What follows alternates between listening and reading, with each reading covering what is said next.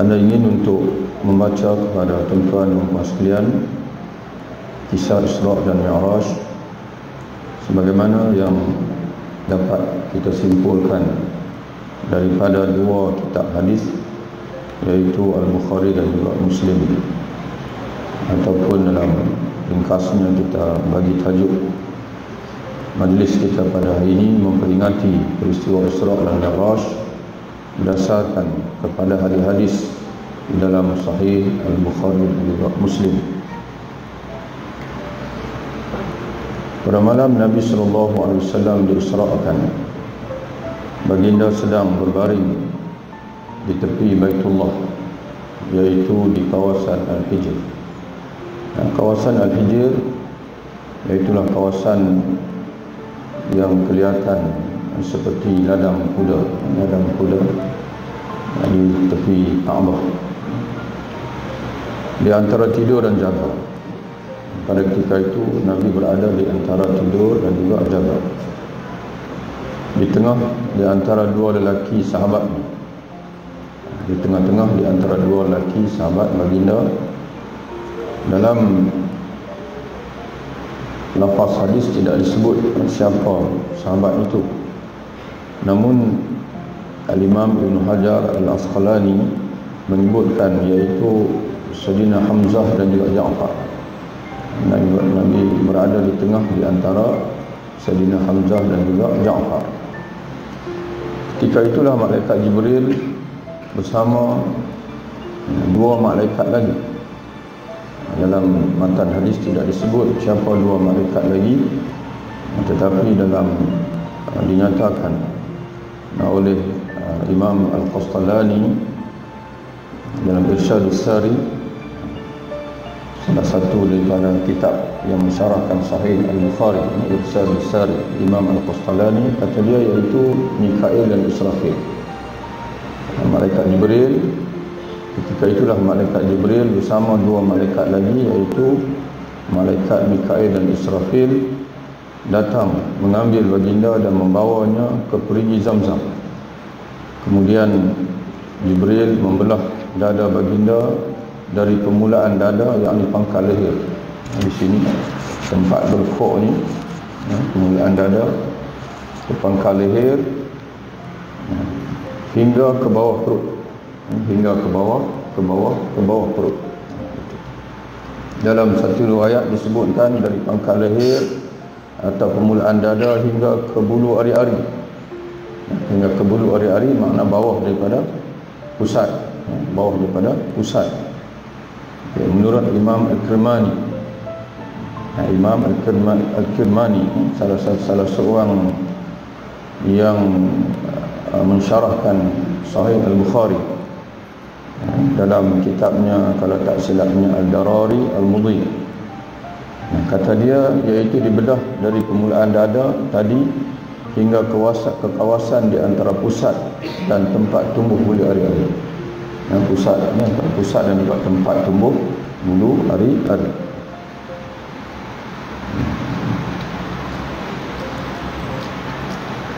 Mengeluarkan hati baginda, Jibril bedah dada Rasulullah, kemudian mengeluarkan hati baginda dan menyucinya dengan air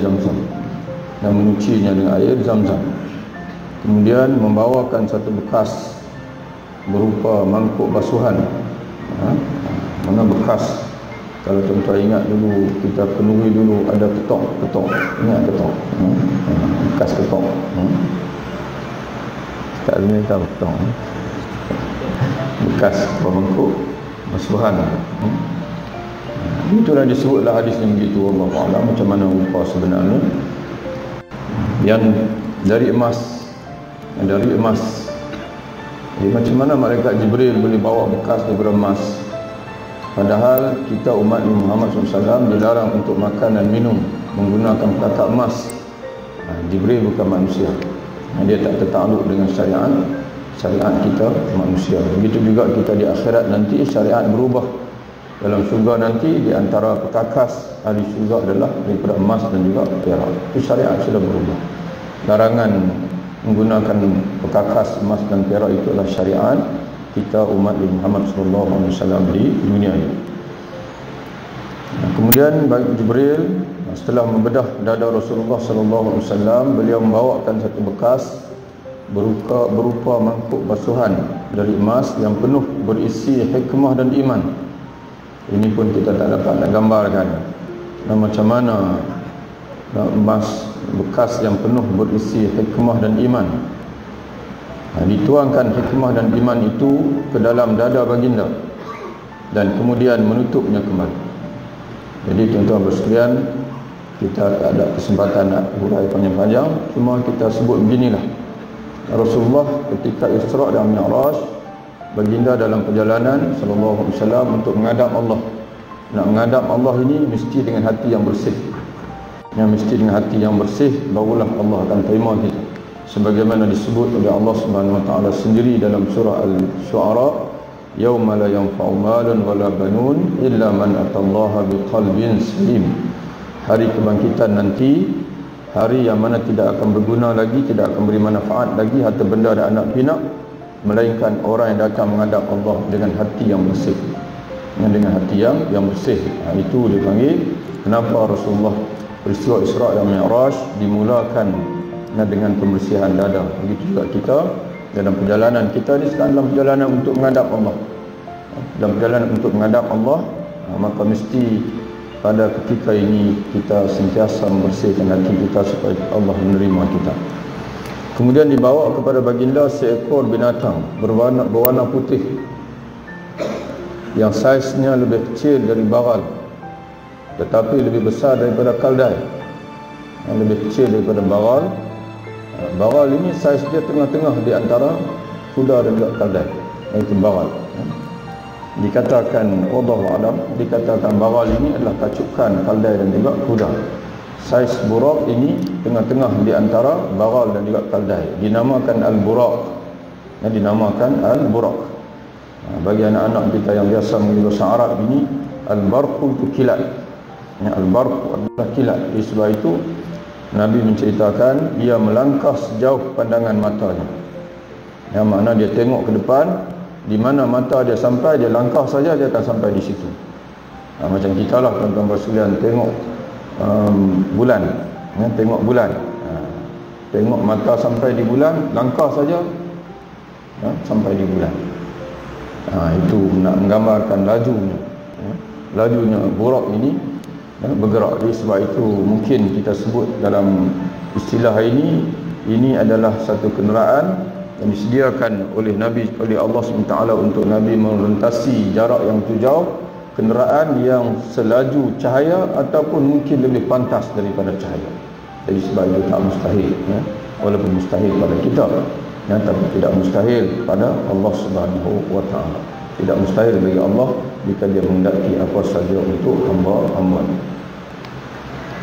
Dengan menaiki buraq itu, Nabi sallallahu alaihi wasallam ditemani oleh Jibril menuju ke Baitul Maqdis. Satu lagi tuan-tuan sekalian kita dapat belajar, Allah Subhanahu wa taala dia boleh saja nak angkat Nabi ini seorang-seorang. Kenapa ditemani oleh Jibril daripada awal sampai ke Baitul Maqdis, dari Masjidil Haram ke Baitul Maqdis, kemudian Baitul Maqdis ke langit yang pertama, kedua, sampai Sidratul Muntaha, sampai Mustawa, sampai menghadap Allah Ta'ala, pulang pun ditemani oleh malaikat Jibril. Jadi bagi mensyaratkan kepada kita bahawasanya dalam perjalanan menuju Allah Ta'ala ini mesti dibimbing oleh guru yang mursyid, guru yang mursyid, yang faham bagaimana nak menuju atau nak merentasi perjalanan menuju kepada Allah Subhanahu wa taala. Hatta dalam nak memahami Quran hadis pun mesti berpandukan kepada ulama yang muktabar. Nak faham Quran mesti berpandukan kepada dipanggil mufassirin. Nak faham hadis mesti berpandukan kepada ulama syurah al-hadis atau kutubus sunnah. Nak faham fiqh mesti merujuk kepada ulama ahli fiqh. Jadi sebab itu tuan-tuan dan puan Allah Ta'ala sekalian, dan mesti dibimbing oleh dipanggil ulama yang mursyid ataupun ulama yang muktabar. Kesimpulannya, agama ini tidak boleh diambil sebarangan. Sebagaimana pesanan Al-Imam Ibn Sirin, al-ilmu dinun fanzuru amman ta'khudhu dinakum. Walaupun dia merujuk kepada hadis, kerana dia seorang ulama muhaddisin, nak ambil hadis mesti tengok daripada siapa kamu nak ambil. Jangan dia berbohong kepada kamu, kata Nabi kata sekian-sekian, padahal tak datang ke Nabi pun. Tapi kita boleh simpulkan ilmu agama itu semua ilmu agama mesti begitu. Dan kata dia, ilmu itu adalah agama itu sendiri. Silap ilmu makna silap agama. Fanzuru amman ta'khudhu dinakum, maka adalah kamu merhatikan daripada siapa kamu mengambil agama kamu. Dengan ditemani oleh Jibril, bergerak menuju ke Baitul Maqdis.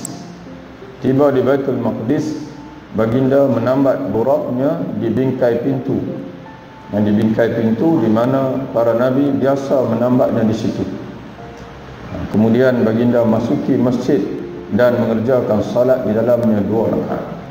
Ini sejak daripada awal lagi kita masuk masjid, mesti kita salat 2 rakaat, sunnatul tahiyatul masjid.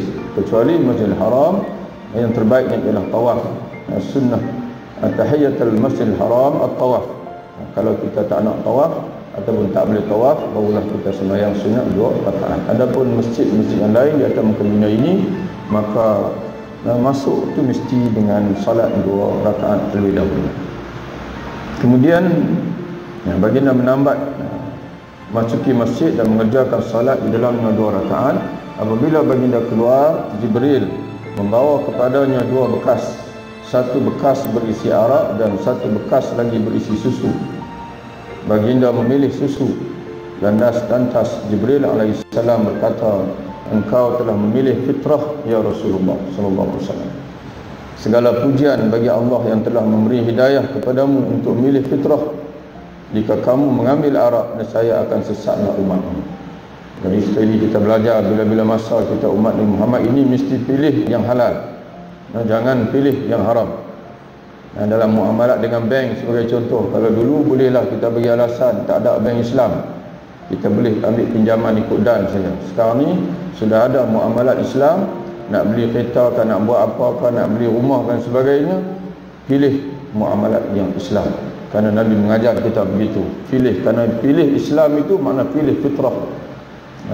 Sebab itu dalam Quran Allah Ta'ala menyatakan, fa'aqim wajhaka lid-din hanifan, hadapkan wajah kamu, beri tumpuan, beri perhatian pada agama. Kenapa? Fitratullah allati fatara an-nas 'alaiha. Kerana agama ialah fitrah Allah. Sesatunya cara untuk kita kekal dalam fitrah Allah ialah dengan kita pegang teguh dengan agama Allah Subhanahu wa taala. Itu yang pertama. Yang kedua, hidup ni kena rajin minum susu. Tapi tak payahlah, kita dah lama tinggal susu, minum sakit perut lah. Sebab itu orang Arab dulu, kalau tuan-tuan orang Arab, bukan dulu, orang Arab hari ni kalau umur 60, 70, 80, 90 pun boleh, masih boleh berdiri tegak sebab tulang dia kuat. Susu ni adalah sumber kalsium. Mereka tak pernah tinggal susu. Tak pernah tinggal susu. Ini ketika di Baitul Maqdis. Nanti kita akan jumpa kalau sempat, hujunglah. Sebab masa 40 minit saja. Tak tahulah sempat dan hujung betul tidak. Nanti di Sidratul Muntaha nanti pun Jibril hidang lagi susu arak. Yang malah dalam satu hadis 3. Ketika di Sidratul Muntaha, Jibril menghidang kepada Nabi SAW 3. Susu, madu, arak. Arak Nabi tak sentuh langsung. Madu Nabi minum sikit. Susu Nabi minum habis. Jadi menunjukkan bahawa susu ni makanan. Yang susu ni adalah makanan. Madu adalah ubat. Ubat tak boleh ambil banyak. Dalam mahal pula. Untuk minum banyak taklah angkut duit. Jadi sebab itu tiap-tiap hari kena minum madu, pun kena ambil secancar, 2 cancar, ikut saiz badan. Ikut saiz badan. Jadi kadang-kadang orang jual madu pun orang tanya dia, berapa Ustaz saya nak amal ni? Dia kata tiap-tiap hari 1 sudu pagi, 1 sudu petang. Dia sebenarnya dia kena ikut saiz badan. Kalau badan kurus, setengah sudu cukup, 1 sudu cukup. Badan yang gemuk sikit, 2 sudu. Kalau sakit mungkin 2-3 sudu. Tapi bersudu-sudu tak ada. Sebab Nabi minum madu sikit saja. Susu tu kena minum banyak. sumber daripada semua fitrah. Kemudian baginda dan Jibril naik ke langit. Tiba di langit dunia, Jibril berkata kepada malaikat penjaganya, bukalah. Ia bertanya, yakni malaikat yang menjaga langit yang pertama bertanya, siapa kamu? Jibril menjawab, aku Jibril. Dia bertanya lagi, ada sesiapa bersamamu? Jibril menjawab, ya, bersamaku Muhammad sallallahu alaihi wasallam. Dia bertanya lagi, apakah diutuskan malaikat kepadanya? Jibril menjawab, ya. Lalu malaikat penjaga langit pertama itu membukakan sambil berkata, yang membukakan pintu langit yang pertama sambil berkata, marhaban dengan kedatangannya, sesungguhnya telah datang sebaik-baik orang yang datang. Jadi malaikat yang pertama pun tahu Nabi Muhammad ini adalah sebaik-baik orang yang pernah melintasi pintu langit pertama itu. Jadi sebab itu tuan-tuan sekalian, kita dalam hidup kita ini kena sentiasa menghadirkan Nabi Muhammad SAW dalam hidup kita. Dua lah, yang pertama sekali kena rajin selawat, yang keduanya kena rajin baca hadis Nabi SAW. Tiap-tiap hari baca ayat Quran 1, 2. Ini baca untuk faham. Untuk baca untuk pahala lain pula. Baca untuk pahala ni kita bacalah semuka ke dua muka ke setiap huruf 10. Ini baca untuk tadabbur, cukup satu hari satu ayat, dua ayat baca pengertian apa tadabbur. Dan satu lagi ialah baca hadis Nabi 1, 2 hadis Nabi sallallahu alaihi wasallam.